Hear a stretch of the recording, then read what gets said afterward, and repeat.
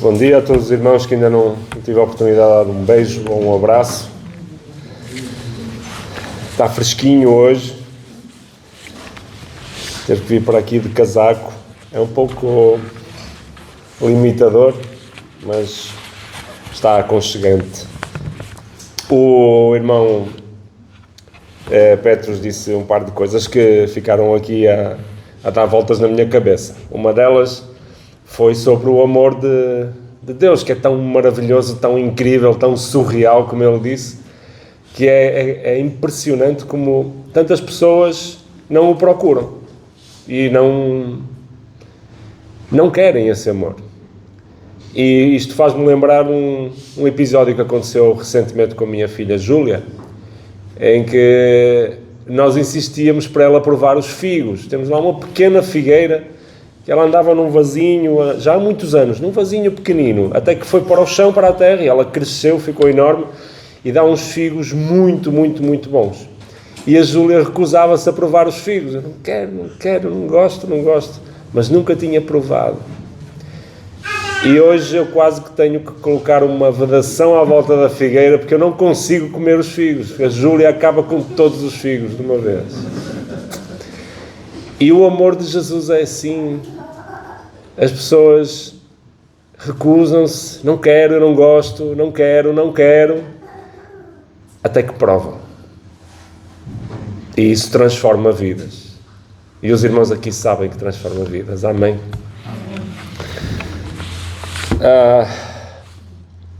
Cada vida tem uma luz. Uma congregação reúne-se num domingo, como tantos outros, e ouve-se aquele murmurinho, aquelas vozes, alguns que falam mais baixo, outros que falam mais efusivamente, e todos estão ali a conversar sobre assuntos da sua semana, sobre assuntos espirituais, sobre os mais variados assuntos. E como tantas outras vezes, tantas outras semanas, tantos outros anos, há um filho que olha para o pai. Ambos estão ali e o filho observa o pai. O pai sempre foi visto por este filho como um pilar da família, um exemplo de fé.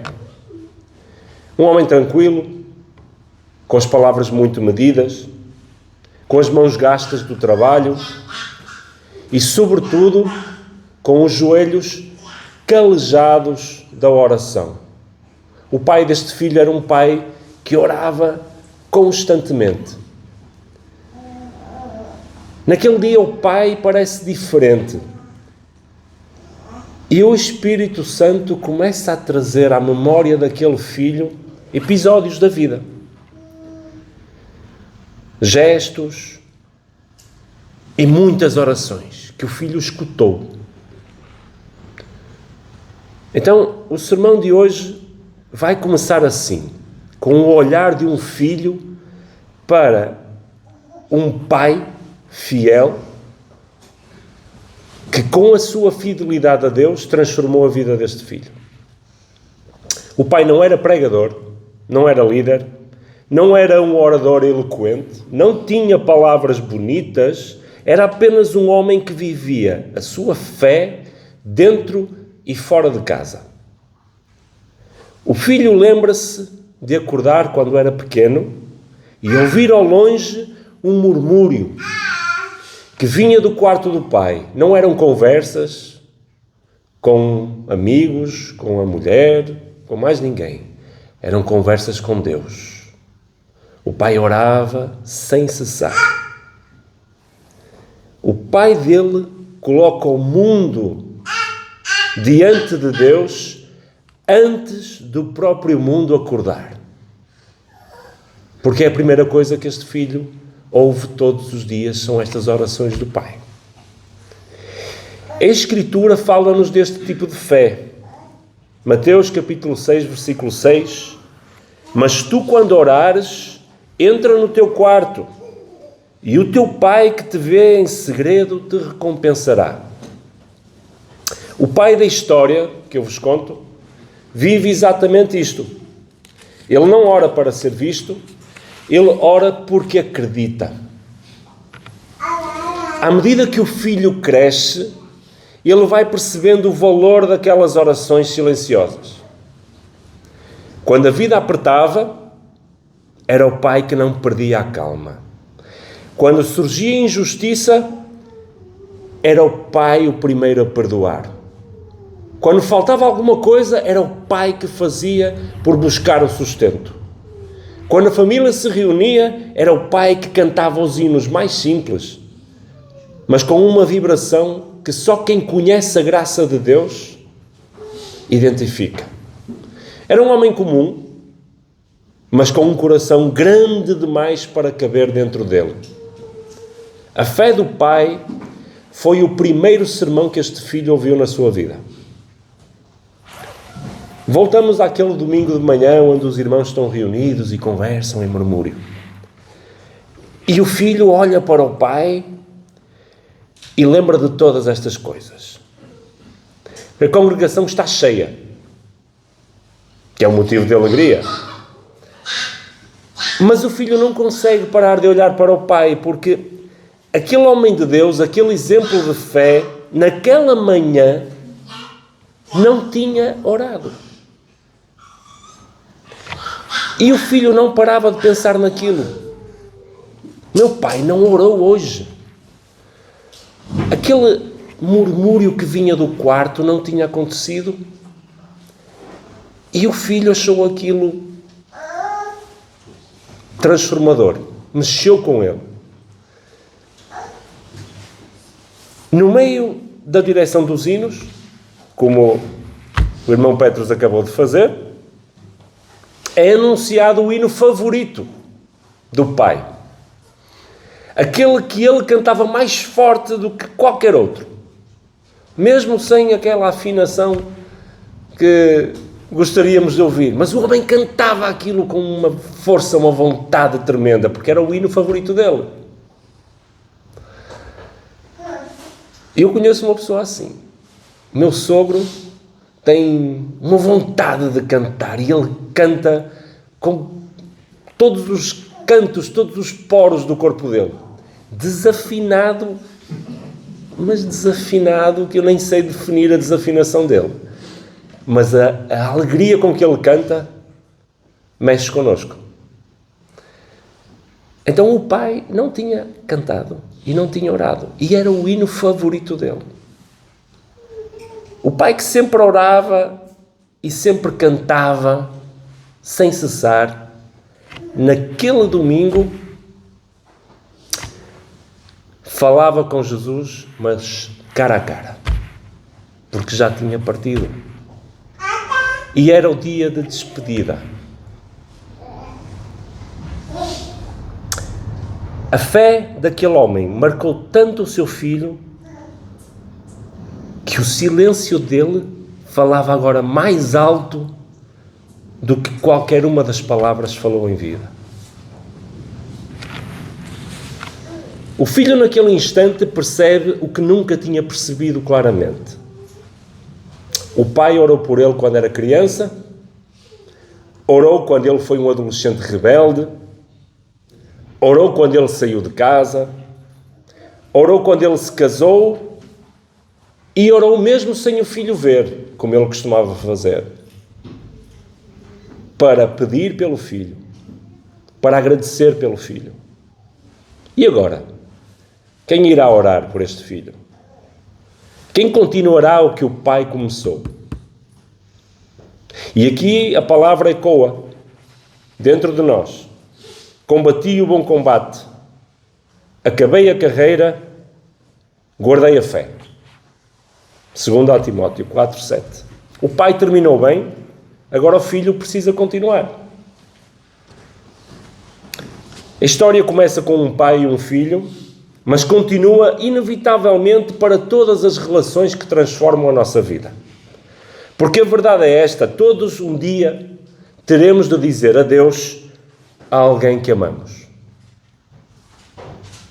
E nós temos irmãos aqui, e daí a razão por eu estar a falar sobre este assunto, que recentemente perderam alguém que amam. Um pai, um amigo, familiar. E para quem tem pai, valorize enquanto ele ainda existe. Abraça enquanto ainda aquece. E ouça o que hoje parece simples, porque amanhã, o que hoje parece muito simples, amanhã vai ser um tesouro. 95 anos, Domingos, tem teu pai. Mesmo as pequenas coisas que parecem já fora do lugar, são coisas que vamos recordar com carinho. Para quem tem mãe, a fé de muitas famílias começou no colo desta pessoa. Honra esse dom enquanto ainda tens tempo. Para quem tem um marido ou mulher, o casamento não é apenas uma vida partilhada. É uma herança, é um legado, é algo que recebemos e levamos ao longo da nossa vida. Um dia, um ficará sem o outro. E o amor precisa de ser mostrado e declarado antes de o outro faltar. Quem tem irmãos e irmãs são companheiros de vida que às vezes valorizamos tão pouco. Mas quando partem, levam pedaços de história que mais ninguém partilha. O filho percebe que o pai deixou-lhe muito mais do que memórias, deixou-lhe um exemplo, deixou-lhe direção e deixou-lhe uma fé praticada todos os dias. E vou terminar com uma verdade. O legado que recebemos só se torna vida e realmente valioso quando passa pelas nossas mãos para abençoar outras pessoas. A Escritura afirma: sede meus imitadores, como também eu de Cristo. 1 Coríntios 11, 1. O justo deixa uma herança aos filhos dos filhos. Provérbios 13, 22. A herança maior não é material, é espiritual. O pai da história não canta mais o seu hino, não dobra mais os joelhos calejados e não diz mais: Deus te abençoe, meu filho. Mas a vida que viveu continua a falar, continua a iluminar e continua a ensinar. E o filho, o irmão, a esposa, o amigo que perdeu alguém, agora compreende: é a minha vez de orar, é a minha vez de ensinar, é a minha vez de cantar aquele hino, é a minha vez de amar, é a minha vez de abençoar quem vem depois de mim. As orações que oramos constantemente são também para estes irmãos que perderam alguém recentemente. E devemos continuar a orar por eles. Orar por nós, se perdemos alguém, porque é uma luta difícil. É um vazio difícil de preencher. Eu vou partilhar com os irmãos um folhetozinho, para depois lerem, se quiserem. E vou pedir ao meu legado para o distribuir. Isaac e Júlia. Que cada pessoa hoje possa encontrar a força para valorizar quem ainda está presente, honrar quem já partiu e tornar-se ela própria um vaso de bênção para as gerações que virão. A missão é simples e profunda. Continuar aquilo que outros começaram antes de nós. Assim como um pai guia o filho e lhe aponta o caminho, cada pessoa é chamada a caminhar com um propósito, levar esperança por onde passar e testemunhar com a própria vida aquilo que recebeu. Fé, coragem, valores e amor. Seguir em frente, firmar passos seguros e ao mesmo tempo preparar quem virá depois. Garantido que este legado não termina, mas cresce através de novas vidas transformadas. Amém, irmão?